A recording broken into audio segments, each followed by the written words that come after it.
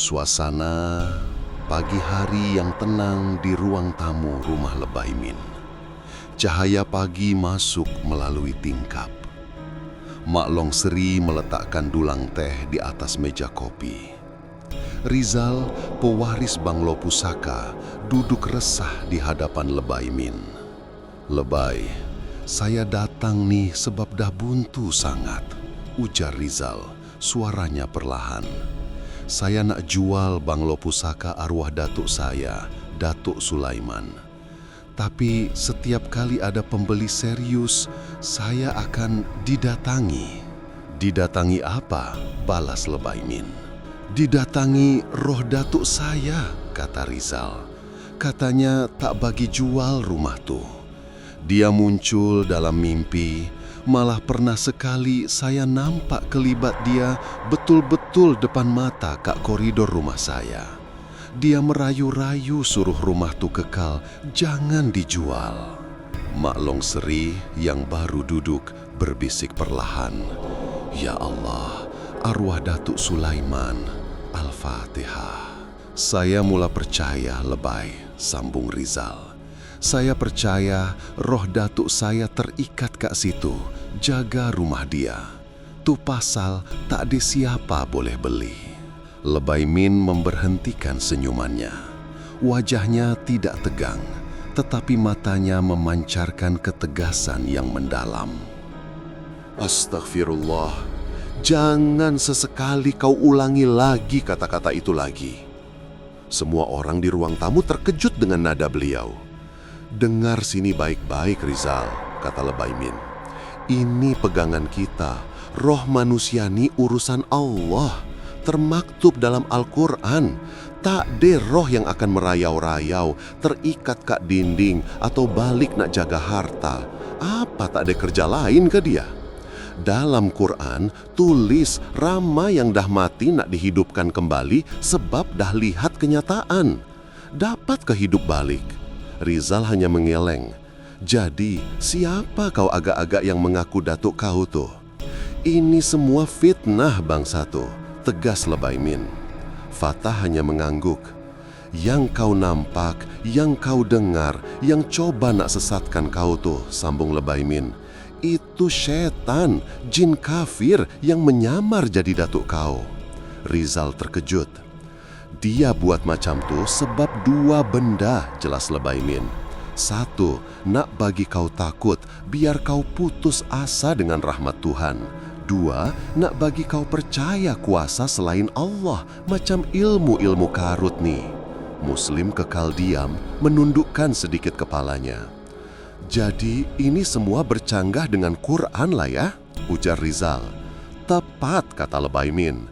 "Itu namanya tipu daya iblis. Banglo tu bukan dijaga roh, tapi diikat dengan jin yang kononnya kuat." Rizal menunjukkan riak geram. "Jadi selama ini saya kena tipu. Jin tu coba sesatkan saya. Kalau macam tu Lebay, tolonglah saya. Hancurkan ikatan tu, halau syaitan tu dari rumah pusaka saya." Lebay Min mengangguk perlahan. "Insya Allah kita akan pergi. Kita bersihkan rumah tu. Tapi kau ingat, kat sana nanti syaitan akan serang lagi dengan macam-macam helah." Suasana di hadapan Banglo Pusaka yang usang, dingin dan suram. Mereka tiba di hadapan pagar Banglo Pusaka. Suasana di kawasan bukit itu sunyi. "Aura kat sini sangat berat," kata Muslim kepada Fatah. Lebay Min memberi isyarat. Rizal membuka mangga lama dengan tangan yang menggigil. "Dengar sini baik-baik," ulang Lebay Min. "Setan di sini menyerang akal kita. Jangan percaya apa yang kamu lihat dan dengar." Aiman mengeluarkan telepon. Skrinnya berkedip dan terus padam. "Alamak, bateri drain terus, Tok." "Kau ni tak habis-habis dengan telepon," ujar Lebay Min. Mereka melangkah masuk. Angin kencang menerpa dan pintu utama banglo itu terhempas ke bingkai dengan bunyi boom yang memecahkan kesunyian. Mereka bergerak perlahan melalui koridor utama. Tiba-tiba, bunyi jeritan wanita yang sangat dikenali memecah kesunyian. Suara jeritan, "Fatah, tolong, nak, mak diikat." Fatah terpaku, wajahnya pucat lesi. Itu suara mak, dia ada kat sini, ayah. Dia mula berlari ke arah tangga. "Fatah, berhenti!" Jeritan Lebay Min membawa kuasa yang menghentikan Fatah. "Itu tipu daya, mak kau di rumah, selamat." Fatah berhenti mendadak. Dia beristighfar dan kembali. Muslim melihat sekilas kitab-kitab agama yang koyak-rabak dan berlumuran kotoran. Bisikan setan datang terus ke telinganya. "Lihat budak alim, semua yang kamu hafal akan kotor juga. Tuhanmu telah tinggalkan kamu." Aiman segera menarik tangan Muslim. "Mus, jangan layan." Lebay Min memimpin mereka ke bilik bawah tanah. Pusatnya di sini. Suasana bilik bawah tanah, objek ikatan telah ditemui. Lebay Min mula membaca ayat-ayat Al-Quran. Banglo di atas mula bergetar ganas. Bayangan hitam yang besar menjelma, mengambil rupa lelaki tua dengan pakaian bangsawan, yaitu Datuk Sulaiman. Syaitan meniru suara Datuk penuh kuasa.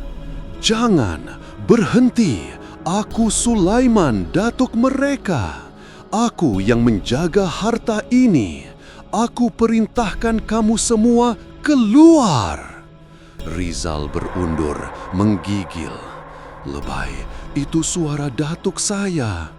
"Itu syaitan, bukan Datuk kau," kata Lebay Min tenang.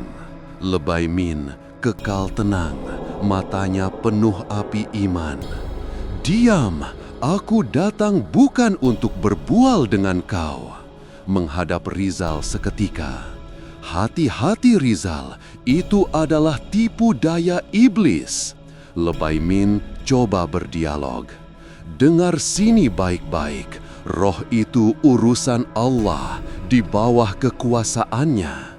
Engkau bukan roh, engkau adalah jin kafir yang dihantar untuk menyesatkan manusia. Keluarlah kau musuh Allah, kami tak perlukan kau, cukuplah Allah sebaik-baik penjaga bagi kami." Lembaga hitam besar muncul coba menyerang Lebay Min. Air Yasin disimbahkan ke lembaga itu. Jelmaan syaitan itu meraung kesakitan. Rupa hodohnya yang sebenar kelihatan. Syaitan mengaum, suara berkecai. "Aku tuan rumah ini. Aku akan musnahkan kamu. Aku akan ambil roh kamu semua." Jelmaan syaitan itu berdiri tegak, bayangannya yang hitam memanjang dan berdenyut-denyut dalam cahaya malap, memancarkan aura dingin yang menusuk tulang.